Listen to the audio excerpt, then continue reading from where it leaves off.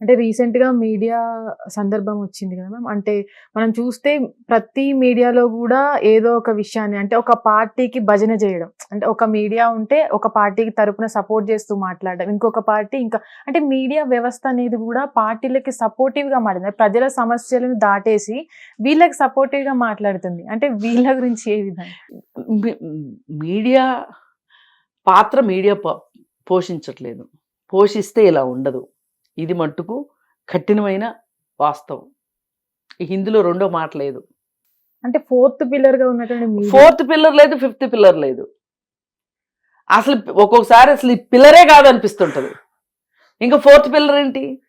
అంటే అసలు బుద్ధి జ్ఞానం ఉంటే మీడియాకి కూడా అసలు ప్రజలకి వీళ్ళు ఇచ్చిన వాగ్దానాలు ఏంటి, ఈ వాగ్దానాలు మీరు 100 పాయింట్లు పెట్టుకోండి. ఏ మీడియా సంస్థ అయినా ప్రజల అవసరాలు, ప్రజల కష్టాలు, ప్రజలకు అందవలసిన సేవలు, ప్రజలకు ఇచ్చిన వాగ్దానాలు ఇవన్నీ పెట్టుకొని రోజుకు ఒక దాని మీద మాట్లాడండి. ఏ మీడియా అయినా ఆ మీడియా గౌరవం పెరుగుతుంది. కానీ చేయరు. ఎందుకంటే ఇవాళ ప్రతి పార్టీకి ఒక మీడియా సంస్థ, పైగా మీడియా సంస్థలే కాకోకుండా ఈ సోషల్ మీడియా, ఇవాళ సోషల్ మీడియానే మొత్తం నడిపిస్తుంది, ఎలక్షన్ నడిపిస్తుంది, అధికారాన్ని ఉంచడానికి సోషల్ మీడియానే, అధికారం నుంచి దించడానికి సోషల్ మీడియానే. ఇది దరిద్రం. ఒక ప్రజాప్రతినిధి పని చెయ్యట్లేదు అని నిలదీస్తున్న ఛానల్ ఒక్కడు చూపించండి మీరు. మీడియా పని మీడియా చేయట్లా. చేస్తే మనం ఇలా ఎందుకు మాట్లాడుకుంటాం?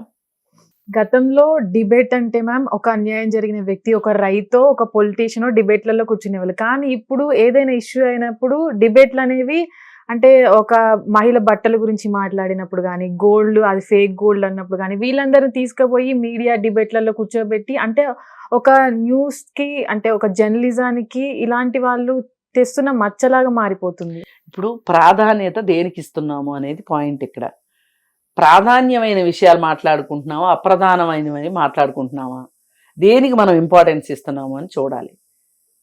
అది ఏ మీడియా సంస్థ ఎవరి కోపం వచ్చినా ఆఖరికి నేను ఇప్పుడు ఇక్కడ మాట్లాడే మీడియా సంస్థ అయినా సరే మనము ప్రజల వైపు ఉన్నామా పార్టీల వైపు ఉన్నామా అనేది తేల్చుకోవాలి.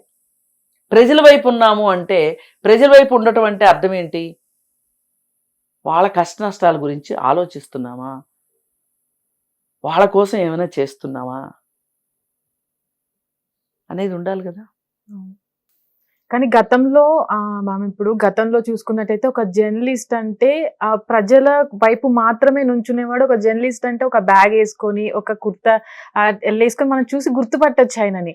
అండ్ అలా ఉండేవాళ్ళు ఒక న్యూస్ రాయాలంటే కూడా వాళ్ళకి రాసే దాని మీద పట్టు కూడా అవగాహన కూడా అదే విధంగా ఉండేది. కానీ ఇప్పుడు ఒక మైక్ పట్టుకొని ఒక కెమెరా పట్టుకుంటే చాలు వాళ్ళు జర్నలిస్ట్ అయిపోతున్నారు. అవును, అసలు మైక్ కూడా కాదు, ఒక ఫోన్ ఉంటే చాలు ఏవైనా మాట్లాడేసేయచ్చు. ఇప్పుడు మొన్న అనసూయ బట్టల విషయం చూసాం కదా. ఊరు పేరు లేని వాళ్ళు కూడా ఎట్లా లైమ్ లైట్లోకి వచ్చేసారు. అది దురదృష్టం. అంటే ఒక నీచ స్థాయికి దించేస్తున్నారు. ఇప్పుడు అన్ని రోజులు మాట్లాడారండి అనసూయ బట్టల గురించి. ఏం తేల్చారు ఫైనల్కి చెప్పండి? మాట్లాడిన వాళ్ళని పిలిచి కౌన్సిలింగ్ ఇచ్చి పంపించారు. సమాజంలో ఏం మార్పు వచ్చింది చెప్పండి? ఏమి రాలా. అదే ఒక రైతు అంటే చాలా మంది రైతులు కూడా చాలా ఇబ్బందులు పడుతున్నారు. కానీ వాళ్ళ గురించి ఏ ఛానల్ కూడా డిబేట్లు పెట్టదు. అదే కదా నేను అనేది. ఇంతకుముందు కనీసము రైతుల కష్టాలు తీర్చినా తీర్చకపోయినా రైతుల ప్రోగ్రామ్ అనే ఒక ప్రోగ్రామ్ ఉండేది. ఇప్పుడు అసలు అవి కూడా లేవు. అంటే ఎందుకంటారు మ్యామ్? ఎందుకంటే ఇప్పుడు మాకు కావాల్సింది ఏంటి? మేము అధికార పక్షం వైపు ఉంటే ఏ మీడియా సంస్థ అయినా వాళ్ళకి కావాల్సిన వనరులు వాళ్ళు సమకూరుస్తారు, వాళ్ళు వాళ్ళ భజన చేస్తారు. అలాగే ప్రతిపక్షానికి సంబంధించిన కొన్ని మీడియా ఛానల్స్ వీళ్ళు రేపు అధికారంలోకి రావటానికి, ప్రతిపక్షంలో ఉన్న వాళ్ళని అధికారంలోకి తీసుకురావటానికి కొన్ని సంస్థలు పనిచేస్తే వాళ్ళని రాకుండా ఉన్న వాళ్ళనే ఉంచేలాగా ప్రయత్నం చేసేవాళ్ళు. ఇలా రెండు శత్రు శిబిరాలు, ప్రత్యర్థి శిబిరాలు లాగా తయారైపోయింది మీడియా ఇవాళ. అంటే అనివార్యంగా అటో ఇటో ఉంటున్నారు తప్పితే ప్రజల కోసం ప్రజల కోసం ప్రజా సమస్యల గురించి మాట్లాడే మీడియా సంస్థలు లేకుండా అయిపోయినాయి ఇవాళ. అంటే కొద్ది గొప్పగా అంటే ప్రజల సమస్యల గురించి మాట్లాడేది ఒక సోషల్ మీడియా ప్లాట్ఫామ్ లో కొంతమంది మాట్లాడుతున్నారు అంతే మ్యామ్. కొంతమంది ఇండిపెండెంట్ జర్నలిస్ట్ మాట్లాడుతున్నారండి, సమస్యల గురించి మాట్లాడుతున్నారు. ఇప్పుడు నిన్న తులసి చందు అనే ఆవిడ హైదరాబాదు జవహర్ నగర్ లో డంపింగ్ యార్డ్ దగ్గర స్కూల్స్ లేవు, సరిపడా స్కూల్స్ లేవు, 1,00,000 మంది పిల్లలు ఉంటే చాలా తక్కువ మందికి సరిపడానే స్కూల్స్ ఉన్నాయి. స్కూల్స్ లేక వేరే చోటకి వెళ్ళి చదువుకునే డబ్బులు లేక వాళ్ళు ఆవారాగా తిరుగుతున్నారు. దానివల్ల ఆ ఏరియాలో శాంతి భద్రతల సమస్యలు, ఆడపిల్లల రక్షణకి సంబంధించిన సమస్యలు కూడా ఎదురవుతున్నాయి, చాలా ప్రాబ్లంగా ఉంది అని చెప్పి ఆవిడ రిపోర్ట్ చేశారు సొసైటీకి, ప్రభుత్వానికి కూడా ఒక రకంగా చెప్పారు ఆవిడ. నేను కూడా ఏమనుకుంటున్నానంటే, నేను నిన్న నుంచి మొదలెట్టాను ఇది, రోజులో ఏదో ఒక ఛానల్లో ఈ జవహర్ నగర్ ఇష్యూ గురించి మాట్లాడాలి అని. ఎందుకంటే అక్కడ స్కూల్స్ కావాలి. మీరు హైదరాబాద్ పట్టణంలో ఇక్కడ సిటీలో ఈ నగరంలో స్కూళ్ళు పెట్టాము, ఈ స్కూళ్ళకి పిల్లలు రావట్లేదు అని మాట్లాడే కన్నా, పల్లెటూర్లలో స్కూళ్ళు పెట్టాము పిల్లలు రావట్లేదు అని మాట్లాడి 2-3 ఊర్ల స్కూళ్ళు విలీనం చేసేయటం ఇవి కాదు కావాల్సింది. అసలు ఎక్కడ అవసరం ఉంది స్కూలు, గవర్నమెంట్ స్కూలు ఎక్కడ అవసరం ఉందో అక్కడ పెట్టండి ఖచ్చితంగా. మరి అలాంటి ఆలోచనే ఉంటే గనక ఆ మాత్రం రేషనలైజేషన్ పేరుతోటే కదా మీరు స్కూలు మోస్తున్నారు. అదే రేషనలైజేషన్ ఇక్కడ ఎందుకు వాడలేదు మీరు? ఇక్కడ ఇంత పాపులేషన్ ఉంది, 3 లక్షల మంది జనాభా ఉన్నారు, ఆ చుట్టుపక్కల 1,00,000 మంది పిల్లలు ఉన్నారన్నప్పుడు అక్కడ అంగన్వాడీల దగ్గర నుంచి కనీసం అక్కడ ఉన్న వాళ్ళు ఇంజనీర్లు అవుతారా లేదా అనేది కాసేపు పక్కన పెడితే, కనీసం ఐటీఐలు పాలిటెక్నికల్ అన్న చుట్టుపక్కల ఉన్నాయి అనుకోండి, ఆ పేదవాళ్ళు చదువుకుంటారు కదా, వాళ్ళ కాళ్ళ మీద వాళ్ళు నిలబడతారు కదా. ఇవాళ మనకు ఒక ఎలక్ట్రీషియన్ కావాలంటే ఎంత వెతకాల్సి వస్తుందండి, ఒక ప్లంబర్ కావాలంటే ఎంత వెతకాల్సి వస్తుంది. అంటే అవసరాలు ఉన్నాయి కానీ చేసే నిపుణులు లేరు. అలాంటి చోట తయారు చేసుకోవచ్చు కదా.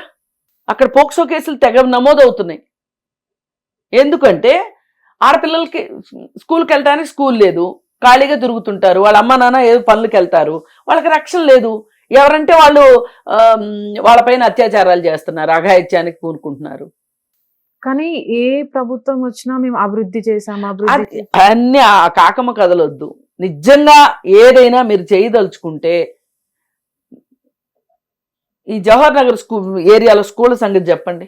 ఈ ప్రభుత్వము నేను నిలదలుచుకున్నా గట్టిగానే, ఏ ఏరియాలో అవసరం ఉందో ఆ ఏరియాలో స్కూల్ పెట్టాలనే ఉద్దేశం మీకు లేకపోతే ఎందుకు ఇంకా మీరు స్టేట్మెంట్లో బ్రహ్మాండంగా అభివృద్ధి పోయిన ఆయనేమో KG to PG అన్నాడు, ఈయనేమో ఇంటిగ్రేటెడ్ స్కూల్ సిస్టమ్ అని ఈయన అంటున్నాడు. ఆయన అది చేయలేదు, ఈయన చేస్తాడో లేదో కూడా తెలియదు. అంటే స్కూళ్ళు కట్టించే అంత ఉద్దేశం లేదు కానీ స్టాచ్యూలు కట్టించేదానికి మాత్రం కోట్ల రూపాయలు మాత్రం ఖర్చు చేస్తూ ఉంటున్నారు మ్యామ్ ప్రభుత్వాలు. అంటే ఎందుకు? స్టాచ్యూల వల్ల ప్రజలకు వచ్చే లాభం ఏంటి? స్టాచ్యూల వల్ల ఏ ప్రయోజనం ఉండదు. ఈ స్టాట్యూలు పిచ్చి, స్టాట్యూలు గోల నన్ను అడిగితే బీజేపీ వచ్చిన తర్వాతే ఎక్కువైంది. వాళ్ళు మొదటిసారిగా పటేల్ విగ్రహం పెట్టారు 4,000 కోట్లు పెట్టి. 4,000 కోట్లు పెట్టి అదంతా ప్రజల కోసం ఖర్చు చేయడానికి ప్రభుత్వానికి ఎందుకు? అంటే అసలు ఆ 4,000 కోట్లతోటి ఎన్ని స్కూళ్ళు వచ్చాయి, ఎన్ని జూనియర్ కాలేజీలు వచ్చాయి, లేదు చిన్న చిన్న పరిశ్రమలు పెడితే ఎంతమందికి ఉపాధి దొరికేది, ఎంతమందికి తిండి దొరికేది, అవేం ఆలోచించం. అక్కడ మొదలైంది పిచ్చి. అంటే చాలా వరకు మ్యామ్ ఇప్పటి వరకు వస్తున్న వాదన, చదువుకుంటే నిలదీస్తారు. అంటే ఎవరైతే ఇప్పుడు మనం ఇక్కడ చూసిన డంపింగ్ యార్డ్ లో ఉన్న పిల్లలు ఎవరైనా సరే చదువుకుంటే నిలదీస్తారు అనే ఉద్దేశంతో స్కూళ్ల నిర్మాణానికి వెనక్కి తగ్గుతుందనే ఒక వాదన కూడా వినిపిస్తుంది. అది కూడా ఒక కారణం, కానీ అంత స్ట్రాటజీ కూడా వీళ్ళకి ఉందా లేదా అంత పట్టట్లేదు వాళ్ళకి. అది ఇదేదో కావాలని చేస్తున్నారు అనుకోవటం కాదు. ఇప్పుడు ఒక స్కూల్ పెట్టారనుకోండి, వీళ్ళ కమిషన్లు ఎక్కడి నుంచి వస్తాయి, వీళ్ళకి వాటాలు ఎక్కడి నుంచి వస్తాయి? అదే ఒక నీటిపారుదల ప్రాజెక్ట్ అనుకోండి, ఇప్పుడు కాళేశ్వరం ప్రాజెక్ట్ గురించి మాట్లాడుకున్నాము. ఆ కాళేశ్వరం ప్రాజెక్టు వల్ల ఏంటి లాభం జరిగింది? ఇప్పుడు ఏదైనా ఇప్పుడు మనమే ఉన్నామండి. ఒక పని చేస్తే దీనికి ఇంత ఖర్చు పెడితే దీని నుంచి మనకేం వస్తుందని ఆలోచిస్తాం కదా. ఇప్పుడు అలాంటప్పుడు ప్రభుత్వాలు ఒక ప్రాజెక్ట్ కట్టాము అంటే ఈ ప్రాజెక్ట్ వల్ల ఇంత లాభం జరుగుతుంది అనే ఒక అవగాహన అంచనా ఉండాలి కదా. ఎందుకు చేశారు ఆ పని? వాళ్ళ కమిషన్లు కావాలి. మోడీ గారే చెప్పాడు కాళేశ్వరం ప్రాజెక్టు పెద్ద ఏటీఎం అని. మరి డబ్బులు దండుకుంటున్నారు టీఆర్ఎస్ లీడర్లు, నాకు అంతా తెలుసు అన్నాడు, కానీ ఇంతవరకు ఏమీ చేయలేదు. ఓకే, అదే ఒక స్కూలో ఒక యూనివర్సిటీయో ఒక కాలేజీయో పెట్టారనుకోండి, గవర్నమెంట్కి పెట్టారనుకోండి, వీళ్ళకి ఎక్కడి నుంచి వస్తాయి వాటాలు? రావు కదా. అందుకని చేయరు. మన దేశంలో మ్యామ్, మన దేశం అని తీసుకుంటే హెల్త్ మినిస్టర్ వచ్చేసి ఆయనకు దాని గురించి అవగాహన ఉండదు. ఎడ్యుకేషన్ మినిస్టర్ అంటే ఆయన చదువుకోడు. అంటే వీళ్ళకి ఆ వ్యవస్థ మీద గ్రిప్ ఉన్నప్పుడు మాత్రమే దాన్ని అభివృద్ధి చేయగలుగుతారు కొంచెమైనా. కానీ ఇట్లాంటి వాళ్ళని తీసుకువెళ్ళి ఆ మినిస్ట్రీ పదవి ఇచ్చేసి కూర్చోబెట్టినంత మాత్రాన అభివృద్ధి ఎలా జరుగుతుంది అనుకోవచ్చు? జరగదు కదా. మనము ఇది స్మృతి ఇరానీ తోటి మొదలైంది. ఆమె 12th క్లాస్ కూడా కంప్లీట్ చేసిందో లేదో, ఆమె హైయర్ ఎడ్యుకేషన్ మినిస్టర్ని చేశారు. తర్వాత కోవిడ్ టైంలో టెండూల్కర్ వచ్చి, ఆయన స్పోర్ట్స్ పర్సన్ టెండూల్కర్, ఆయన వచ్చి కరోనా జాగ్రత్తల గురించి మాట్లాడతాడు. ఈ 10 ఏళ్లలోనే ఇట్లాంటివి చాలా ఎక్కువ చూస్తున్నాం. అంటే బీజేపీని నేను విమర్శించాను అని చాలా బాధపడిపోతుంటారు, కానీ వాళ్ళు ఇలాంటి అపసవ్యమైన పనులన్నీ ఈ 10 ఏళ్లలోనే జరిగినాయి. అంతకుముందు ఒక మంత్రి అంటే ఆ మంత్రికి ఆ శాఖ పట్ల ఒక అవగాహన ఉండేది. పోని అవగాహన ఉన్నా లేకపోయినా నేర్చుకునేవాళ్ళు. ఇప్పుడు వ్యవసాయ శాఖ మంత్రి తుమ్మల నాగేశ్వరరావు గారు ఉన్నారు. తుమ్మల నాగేశ్వరరావు గారు ఒకప్పుడు ఆయన చాలా సీనియర్ మంత్రి. మొదటి నుంచి ఆయనకి గ్రిప్ ఉన్నది వ్యవసాయం మీదే. ఒకప్పుడు వరదల గురించి మాట్లాడుతూ ఉంటే, ఆ రైతుల కష్టాల గురించి ఆయన మాట్లాడుతుంటే అసెంబ్లీలో వరదలు వచ్చినాయి అని అంత ఇన్వాల్వ్ అయ్యి మాట్లాడేవాళ్ళు. ఆయన పేపర్లు అలా రాసాయి. తుమ్మల నాగేశ్వరరావు గారు మాట్లాడుతుంటే అసెంబ్లీలో కూడా వరదలు వచ్చినాయి అన్నట్టు మాట్లాడుతున్నారు ఆయన. అంటే అంత ఇన్వాల్వ్ అయ్యి మాట్లాడేవాళ్ళు. ఆయనకి ఆ సబ్జెక్ట్ మీద అవగాహన ఉంది. అదే ఆయన ఆ తర్వాత టీఆర్ఎస్లో చేరిన తర్వాత ఆయనకి మహిళా శిశు సంక్షేమ శాఖ ఇచ్చారు. ఎంత దౌర్భాగ్యం, ఎంత దుర్మార్గం. అది ఆయన్నే అవమానించినట్లు, ఆ శాఖనే అవమానించినట్లు. ఒక మహిళకి మాత్రమే దాని గురించి తెలిసిన ఆ బాధ, కష్ట నష్టాలు అవి తెలుస్తాయి. ఒక మహిళగా నా మహిళలకు ఏం కావాలనేది ఒక మహిళకు తెలుస్తుంది. కానీ అలా చేశారు ఆయన. ఇప్పుడు ఆ తప్పు ఏదో సరిదిద్దుకుని కాంగ్రెస్ వాళ్ళు ఆయనకి మళ్ళీ వ్యవసాయ శాఖ మంత్రి ఇచ్చారు. చాలా అద్భుతంగా చేస్తున్నాడు ఆయన. ఏ మాట కామాట. ఫలితాలు ఎంత వస్తాయి అనేది వేరే విషయం. ఎందుకంటే ఆయనకు ఆ విజన్ ఉంది, ఆ విజ్ఞత ఉంది, ఆ నాలెడ్జ్ ఉంది ఆయన దగ్గర. అలా నాలెడ్జ్ ఉన్న వాళ్ళని చెయ్యాలి.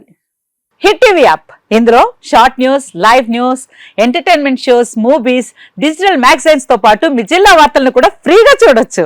ఇంకెందుకు ఆలస్యం, వెంటనే హిట్ టీవీ యాప్ ని డౌన్లోడ్ చేసుకుని ఫ్రీగా ఎంటర్టైన్మెంట్ పొందండి. Hit TV app. Hit TV app. Please download hit TV app. Hit TV app ని ఫ్రీగా డౌన్లోడ్ చేసుకొని ఎంజాయ్ చేయండి. మీకు నచ్చిన ఎంటర్టైన్మెంట్ కోసం హిట్ టీవీ యాప్ ని ఫ్రీగా డౌన్లోడ్ చేసుకొని ఎంజాయ్ చేయండి. హిట్ టీవీ యాప్ ని డౌన్లోడ్ చేసుకుని ఆస్వాదించండి, ఆశీర్వదించండి. ఇంతమంది సెలబ్రిటీలు హిట్ టీవీ యాప్ ని డౌన్లోడ్ చేసుకోండి అని చెప్తున్నారంటే ఎంత మంచి యాప్ ఆలోచించండి.